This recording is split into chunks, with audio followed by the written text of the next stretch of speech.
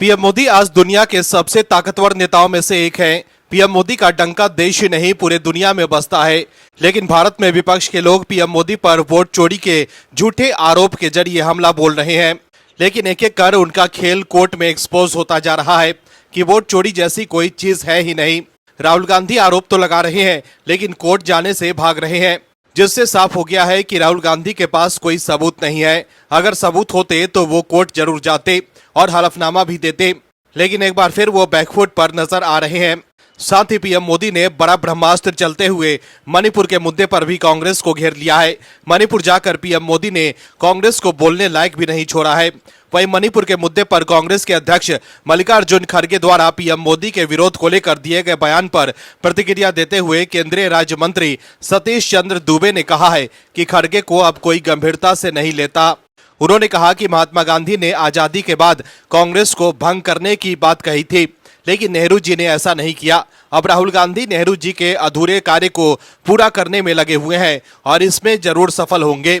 वहीं चुनाव आयोग ने बताया है कि 1 जुलाई 2025 को उसने सभी राज्यों और केंद्र शासित प्रदेशों के मुख्य चुनाव अधिकारियों को वोटर लिस्ट में सुधार की तैयारी शुरू करने का निर्देश दिया है, जिसमें 1 जनवरी 2026 को कट ऑफ तारीख माना गया है। वहीं अब पूरे देश में एसआईआर करवाने की तैयारी भी है। हालांकि विपक्ष एसआईआर का विरोध कर रहा है, लेकिन अब पीएम मोदी ने असम में कहा है कि देश से घुसपैठियों को बाहर का रास्ता दिखाया जाएगा। पीएम मोदी ने यह भी कहा है कि कांग्रेस घुसपैठियों को बचाने में लगी है। वहीं आप दर्शक भी चाहते हैं कि पूरे देश में एसआईआर हो तो कमेंट में यस एसआईआर लिखिए, ताकि विपक्ष को साफ संदेश जाए कि जनता एसआईआर के समर्थन में है। इस खबर में आगे आपको बताएंगे सब कुछ डिटेल में कि किस बात के बाहर आने से राहुल गांधी हो गए हैं एक्सपोज और पीएम मोदी ने क्या बड़ा धमाका किया है। तो बने रहिए हमारे साथ अंत तक और देखिए हमारी ये खास रिपोर्ट। साथ ही आप दर्शकों से विनम्र निवेदन है कि अगर अब तक आपने चैनल को सब्सक्राइब नहीं किया है तो अभी कर लीजिए। कांग्रेस के नेताओं की पोल खुलती जा रही है। चुनाव में हार के बाद राहुल गांधी वोट चोरी का राग अलापने लगते हैं, लेकिन देश के लोग कांग्रेस को झटके पर झटका दे रहे हैं। वहीं कोर्ट से भी कांग्रेस के लिए लगातार बुरी खबर आ रही है। दर्शकों, कांग्रेस के लोग अपने लिए विशेष कानूनी सुविधा चाहते हैं। कांग्रेस के नेता राहुल गांधी के खिलाफ अगर कोई जज टिप्पणी कर दे तो कांग्रेस का पूरा इकोसिस्टम उस जज के खिलाफ धावा बोल देता है।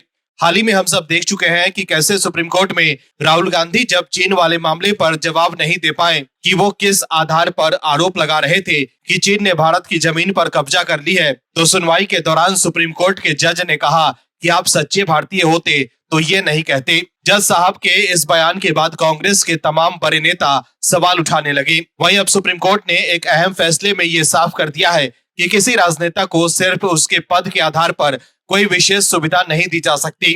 सुप्रीम कोर्ट ने पंजाब और हरियाणा हाई कोर्ट के उस आदेश को रद्द कर दिया जिसमें हरियाणा कांग्रेस के विधायक मानन खान के लिए अलग से ट्रायल चलाने की बात कही गई थी। सुप्रीम कोर्ट ने कहा कि विधायक होना अलग ट्रायल का आधार नहीं हो सकता। कानून की नजर में सब बराबर है। दर्शकों, आपको बता दें कि ये मामला 2023 की नो हिंसा से जुड़ा है, जिसमें 6 लोगों की मौत हो गई थी। उस हिंसा को भड़काने के आरोप में कांग्रेस विधायक मानन खान और अन्य लोगों पर केस दर्ज किया गया था। ट्रायल कोर्ट ने विधायक मानन खान के लिए अलग से सुनवाई का आदेश दिया, जिसे पंजाब और हरियाणा हाई कोर्ट ने भी सही ठहराया था। हालांकि सुप्रीम कोर्ट ने हाई कोर्ट के इस फैसले को पलट दिया है। जस्टिस जेबी पारदीवाला और जस्टिस महादेवन की बेंच ने कहा कि सिर्फ राजनीतिक पद के आधार पर किसी को अलग से ट्रायल देने की अनुमति देना संविधान के अनुच्छेद 14 में दिए गए समानता के सिद्धांत के खिलाफ है। दर्शकों, एक तरफ तो कांग्रेस के लोग अपने कारनामों को लेकर कोर्ट के चक्कर काट रहे हैं। राहुल गांधी से लेकर सोनिया गांधी तक जमानत पर बाहर हैं, लेकिन दूसरी तरफ पीएम मोदी सिर्फ जनता के लिए काम कर रहे हैं। पीएम मोदी ने रविवार को असम में 18,530 करोड़ रुपए की परियोजनाओं का उद्घाटन और शिलान्यास किया। इसमें मेडिकल से लेकर ऊर्जा क्षेत्र की कई योजनाएं शामिल हैं। इस दौरान पीएम मोदी ने दरांग में एक जनसभा को संबोधित किया और कांग्रेस पर जमकर सियासी हमला बोला। मिजोरम और मणिपुर के बाद असम के दौरे पर पहुंचे पीएम मोदी ने कहा कि कांग्रेस के लिए वोट बैंक का हित सबसे बड़ा है। कांग्रेस देश हित की कभी परवाह नहीं करती है। आज कांग्रेस देश विरोधियों और घुसपैठियों की भी रक्षक बन चुकी है। जब कांग्रेस सत्ता में थी तब वो घुसपैठियों को बढ़ावा देती थी और आज कांग्रेस चाहती है कि घुसपैठिए हमेशा के लिए भारत में बस जाए और भारत का भविष्य घुसपैठिए तय करे। वहीं पीएम मोदी ने यह भी कहा कि आमतौर पर मुझे कितनी भी गालियां दें, मैं तो भगवान शिव का भक्त हूँ, सारा जहर निगल लेता हूँ, लेकिन जब बेशर्मी के साथ किसी का अपमान होता है तब मुझसे सहा नहीं जाता। पीएम मोदी ने ये पलटवार खुद पर और अपनी दिवंगत मां हीराबेन मोदी पर किए गए अपमानजनक शब्दों के विरोध में मचे बवाल के बाद किया है। वहीं एशिया कप में भारत पाकिस्तान क्रिकेट मैच पर राजनीतिक विवाद गहरा किया है। कांग्रेस ने इस मुकाबले पर सवाल उठाए हैं। पार्टी ने एक वीडियो जारी कर सरकार पर निशाना साधा है। वहीं कांग्रेस के नेता इमरान मसूद ने मैच पर तंज कसते हुए व्यापार की बात कही है। वहीं कांग्रेस नेता उदित राज ने भी मैच का विरोध किया है। वहीं कांग्रेस के आईटी सेल की प्रमुख सुप्रिया श्रीनेत की अलग ही तकलीफ है। सुप्रिया श्रीनेत को इस बात को लेकर तकलीफ हो रही है कि लोग भारत पाकिस्तान मैच का विरोध तो कर रहे हैं, लेकिन लोग इसको लेकर पीएम मोदी और गृह मंत्री अमित शाह से सवाल क्यों नहीं कर रहे हैं। सुप्रिया श्रीनेत ने एक्स पर लिखा है कि भारत पाकिस्तान क्रिकेट मैच का विरोध करने वाले अगर सवाल नरेंद्र मोदी, अमित शाह और जय शाह से नहीं पूछ रहे हैं तो विरोध नहीं, नौटंकी है। बंद करो ये नौटंकी, हिम्मत करके सवाल नरेंद्र मोदी से पूछो। वहीं एक दूसरे पोस्ट में सुप्रिया श्रीनेत ने लिखा है कि सोशल मीडिया पर, टीवी डिबेट पर ऐसे बहुत सारे बीजेपी समर्थक हैं, बहुत सारे गोदी पत्रकार हैं, बहुत सारे स्वतंत्र विशेषज्ञ हैं जो इंडिया पाकिस्तान मैच का विरोध कर रहे हैं, लेकिन इसमें एक भी बीजेपी सरकार, नरेंद्र मोदी, अमित शाह और जय शाह का नाम नहीं ले रहा। नकली आक्रोश, ढोंगी कहीं के। दर्शकों, अब कांग्रेस के लोग जबरदस्ती सवाल करने के लिए भी लोगों को उकसा रहे हैं। कांग्रेस को भी मालूम है कि लोग पीएम मोदी से खुश हैं, उनसे सवाल नहीं पूछ रहे हैं, क्योंकि पीएम मोदी के फैसले हमेशा सही होते हैं। वो हमेशा देश हित में फैसले लेते रहते हैं। क्रिकेट मैच खिलवाना बीसीसीआई का काम है, इसलिए लोग बीसीसीआई से ज्यादा सवाल कर रहे हैं। लेकिन कांग्रेस को इस मामले को लेकर भी पीएम मोदी पर निशाना साधने से मतलब है, लेकिन उनका एजेंडा फेल होता जा रहा है। कांग्रेस को भी मालूम है कि लोग पीएम मोदी से सवाल नहीं पूछ रहे हैं, लेकिन हार के बाद यही लोग वोट चोरी का राग अलापने लगते हैं। दर्शकों, राहुल के पास कोई मुद्दा ही नहीं तो वो जबरदस्ती मोदी सरकार के खिलाफ मुद्दे ढूंढ रहे हैं। वो कह रहे हैं कि बीजेपी सरकार चोरी करती है, वोट चोरी करती है, लेकिन तेलंगाना की मुख्य विपक्षी पार्टी बीआरएस ने उन पर एमएलए चोरी का आरोप लगा दिया है और कहा है कि इस राजनीतिक पाखंड के लिए कांग्रेस नेता को शर्म आनी चाहिए। दरअसल राहुल गांधी अभी वोट चोरी के अपने आरोपों को सबसे बड़े राजनीतिक हथियार के रूप में इस्तेमाल करने की कोशिश कर रहे हैं, लेकिन तेलंगाना की मुख्य विपक्षी पार्टी भारत राष्ट्र समिति यानी कि बीआरएस ने उन पर एमएलए चोरी के आरोपों में हमला तेज कर जोरदार पलटवार किया है। बीआरएस के कार्यकारी अध्यक्ष केटी रामराव यानी कि केटीआर ने कांग्रेस नेता पर बड़ा हमला करते हुए आरोप लगाया है कि तेलंगाना में जिस तरह से बीआरएस से कांग्रेस में दलबदल की लहर चली है, उस पर षड्यंत्रकारी चुप्पी साधे हुए हैं। तेलंगाना के पूर्व मंत्री ने राहुल गांधी को लेकर कहा है कि वो देश में लगातार वोट चोरी के खिलाफ बोले जा रहे हैं, लेकिन वो तेलंगाना में बेशर्मी से विधायकों की चोरी पर कोई स्टैंड लेने में फेल हो चुके हैं। उन्होंने कहा है कि इस अलोकतांत्रिक और असंवैधानिक हथकंडे पर राहुल गांधी को शर्म आनी चाहिए।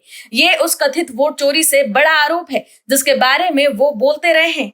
बीआरएस नेता ने राहुल गांधी से मांग की है कि वे इन दलबदलू विधायकों के बयानों पर जवाब दे, जो पाला बदलने के बावजूद अब सार्वजनिक रूप से कांग्रेस में शामिल होने से इनकार कर रहे हैं। उन्होंने कहा है कि इस शर्मनाक चोरी में कांग्रेस पार्टी का रोल उसके दोहरे मापदंडों को साबित करता है। राहुल गांधी को इसका जवाब देना होगा। उन्होंने कांग्रेस नेताओं की ओर से जारी उन तस्वीरों की ओर इशारा भी किया जिनमें कई दल बदलू दिल्ली में राहुल गांधी के साथ कांग्रेस पार्टी का पट्टा लगाए पोज दे रहे हैं। केटीआर ने पूछा है कि आपने इन्हें कांग्रेस का पट्टा पहना दिया और आप कह रहे हैं कि वे कभी कांग्रेस में शामिल नहीं हुए, क्या आप अब भी इससे इनकार करेंगे? बीआरएस के चीफ और तेलंगाना के पूर्व मंत्री के चंद्रशेखर राव के बेटे ने इसे राहुल गांधी का पाखंड बताते हुए कहा कि अगर एमएलए चोरी नहीं है तो ये क्या है? ये किस तरह से कथित वोट चोरी से जरा भी कम गंभीर है? क्या आपको इस तरह के राजनीतिक पाखंड में खुद को शामिल होने पर शर्म नहीं आती? उन्होंने राहुल को चेताते हुए कहा है कि इस तरह के दलबदल से लोकतंत्र कमजोर होता है और लोगों का भरोसा घटता है। दर्शकों, राहुल गांधी ये आरोप लगा रहे हैं कि बीजेपी वोट चोरी कर सरकार बनाती है। उन्हें जनता ने करारा जवाब दे दिया है। दरअसल देश में आपदा प्रभावित राज्यों के मुख्यमंत्रियों के कामकाज पर आयोजित टाइम्स ग्रुप के सर्वे में उत्तराखंड के सीएम पुष्कर सिंह धामी ने शीर्ष स्थान हासिल किया है। देश में आपदा प्रभावित राज्यों के मुख्यमंत्रियों के प्रदर्शन को लेकर नव भारत टाइम्स ने हाल ही में एक ऑनलाइन सर्वे किया। सवाल था कि आपदा प्रभावित राज्यों में सबसे बेहतर काम करने वाले मुख्यमंत्री कौन हैं? इस सर्वे में 4 नाम शामिल थे। उमर अब्दुल्ला, सुखविंदर सिंह सुक्खू, पुष्कर सिंह धामी और भगवंत मान। सर्वे के नतीजे साफ तौर पर मुख्यमंत्री पुष्कर सिंह धामी के पक्ष में रहे। सीएम धामी को 78.50% वोट मिले, जबकि कश्मीर के सीएम उमर अब्दुल्ला को 20.4%, वहीं हिमाचल प्रदेश के सीएम सुखविंदर सिंह सुक्खू को 0.6% और पंजाब के सीएम भगवंत मान को 0.5% वोट प्राप्त हुए। जनता का ये रुझान बताता है कि आपदा की घड़ी में सीएम धामी ने जिस तरह त्वरित राहत कार्यों को अंजाम दिया, बचाव और पुनर्वास योजना को लागू किया और प्रभावित क्षेत्रों का लगातार दौरा कर पीड़ितों से संवाद किया, उसने उन्हें बाकी नेताओं से अलग और आगे खड़ा कर दिया। दर्शकों, उत्तराखंड में बीजेपी की सरकार है और सीएम धामी ने अच्छा काम किया है, ये लोग बता रहे हैं। सीएम धामी को 78.50% मत मिले। वहीं हिमाचल प्रदेश में कांग्रेस की सरकार है और वहां के सीएम सुखविंदर सिंह सुक्खू है, जिन्हें सर्वे में सिर्फ 0.6% मत मिले। ऐसे में आप समझ सकते हैं कि जनता कांग्रेस की हिमाचल प्रदेश की सरकार के कामकाज से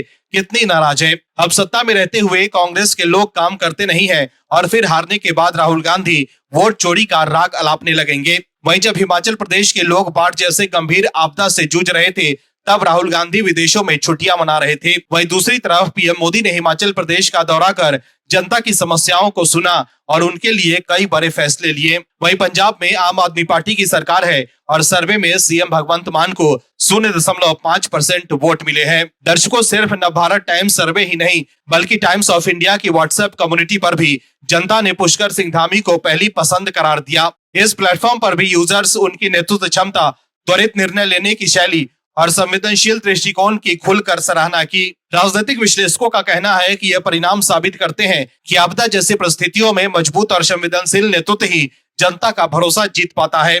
पीएम मोदी की लीडरशिप में बीजेपी की राज्य सरकारें भी बढ़िया काम कर रही है। ये सर्वे बीजेपी सरकार की प्रशासनिक सक्रियता, समय पर लिए गए फैसलों और जमीनी जुड़ाव का प्रमाण है। अब जब जनता के लिए काम बीजेपी की सरकार करेगी तो वोट तो बीजेपी को ही मिलेंगे ना। लेकिन हार के बाद राहुल गांधी वोट चोरी का राग अलाप कर अपने समर्थकों को खुश करने की कोशिश करते हैं। दर्शकों, विपक्ष और कांग्रेस के लोग वोटर लिस्ट में गड़बड़ी का आरोप तो लगा रहे हैं, लेकिन दूसरी तरफ वो विशेष गहन पुनरीक्षण यानी एसआईआर का विरोध भी कर रहे हैं। बिहार में एसआईआर को लेकर हंगामा मचा हुआ है। वहीं अब सुप्रीम कोर्ट से विपक्ष की नींद उड़ाने वाली खबर आई है। अब घुसपैठियों की खैर नहीं है। अब घुसपैठियों को वोटर लिस्ट से बाहर करने से कोई नहीं रोक सकता है, क्योंकि चुनाव आयोग ने बड़ा फैसला ले लिया है। दरअसल चुनाव आयोग ने सुप्रीम कोर्ट को बताया है कि राज्यों और केंद्र शासित प्रदेशों के सभी मुख्य निर्वाचन अधिकारियों को बिहार को छोड़कर भेजे गए पत्र में 1 जनवरी 2026 को संदर्भ तिथि मानकर मतदाता सूची के लिए तत्काल पूर्व पुनरीक्षण गतिविधियां शुरू करने का निर्देश दिया गया है। चुनाव आयोग ने सुप्रीम कोर्ट से कहा है कि देश भर में नियमित अंतराल पर मतदाता सूची का विशेष गहन पुनरीक्षण यानी एसआईआर कराने का कोई भी निर्देश आयोग के विशेष अधिकार क्षेत्र में दखल होगा। चुनाव आयोग ने यह हलफनामा अधिवक्ता अश्विनी कुमार उपाध्याय की याचिका के जवाब में दाखिल किया था।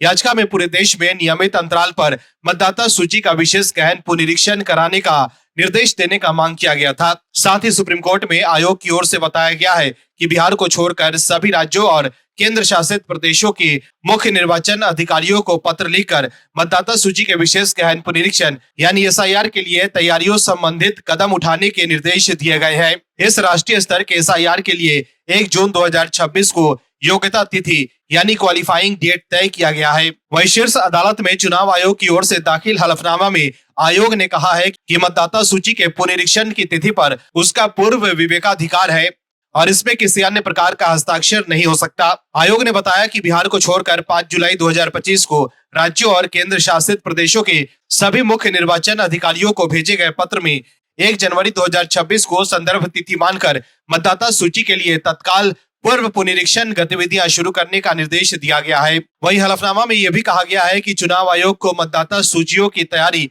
और पुनरीक्षण की संवैधानिक और वैधानिक शक्तियां प्राप्त है। देश भर में नियमित अंतराल पर एसआईआर कराने का कोई भी निर्देश चुनाव आयोग के विशेष अधिकार क्षेत्र में दखल होगा। चुनाव आयोग ने कहा कि उसने विभिन्न राज्यों में एसआईआर कराने का निर्णय लिया है और इसके लिए तुरंत पूर्व पुनरीक्षण गतिविधियां शुरू करने के निर्देश दिए गए हैं। ऐसे में दर्शकों, अब साफ हो गया है कि एसआईआर पूरे देश में होने जा रहा है। मतलब विपक्ष जो बिहार में एसआईआर पर रोक लगवाने के लिए बेचैन था, हालांकि वो रोक तो नहीं लगवा पाया और अब पूरे देश में एसआईआर होने से विपक्ष की बेचैनी बढ़ सकती है। अब देश भर में जो घुसपैठिए अवैध तरीके से रह रहे हैं और वोटर लिस्ट में शामिल होकर मतदान करते हैं, वो अब वोटर लिस्ट से बाहर हो जाएंगे। वहीं बंगाल जैसे राज्य को लेकर काफी बवाल बढ़ा हुआ है, क्योंकि टीएमसी पहले से ही एसआईआर का विरोध कर रही है। ऐसे में आने वाले समय में एसआईआर के मुद्दे पर विपक्ष का विरोध तेज हो सकता है। लेकिन अब एसआईआर पर सुप्रीम कोर्ट में विपक्ष की दाल गलने वाली नहीं है, क्योंकि सुप्रीम कोर्ट के जज ये साफ कर चुके हैं कि वो भी चाहते हैं कि घुसपैठिए वोटर लिस्ट से बाहर हो। Bureau report, OMH news. आप दर्शकों से विनम्र निवेदन है कि चैनल को सब्सक्राइब जरूर करें